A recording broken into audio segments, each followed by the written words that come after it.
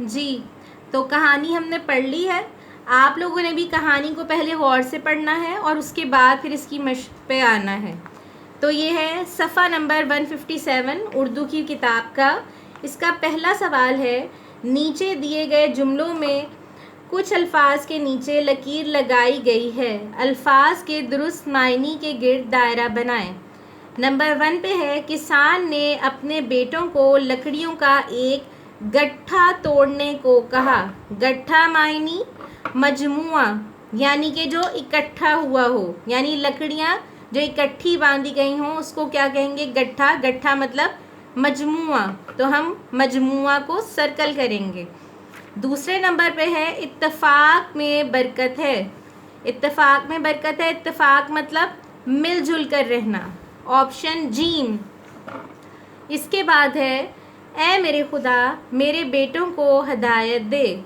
Number 1 पे है रहनुमाई, हिदायत का मतलब है रहनुमाई। इसके बाद चौथे नंबर पे है, बारी बारी छड़ियों के इस गट्ठे को तोड़ो। छड़ियाँ मतलब बारीक लकड़ियाँ, ठीक है।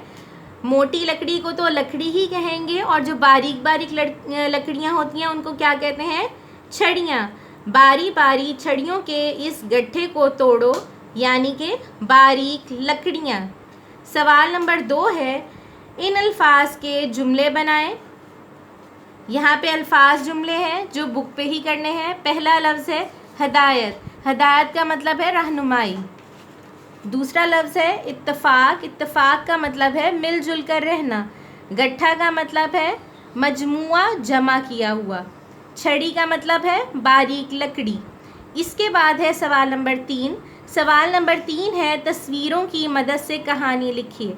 आप लोगों ने करना ये है कि जो कहानी आप लोगों ने पढ़ी है आज, उसी कहानी को आपने अपने लफ्ज़ों की मदद से लिखना है। यानी कि कहानी को आपने तस्वीर देख के जो कहानी आपके जहन में आती है वो आपने यहाँ पे लिखनी है, ठीक है। तो अब इसके बाद हम करेंगे उर्दू बे।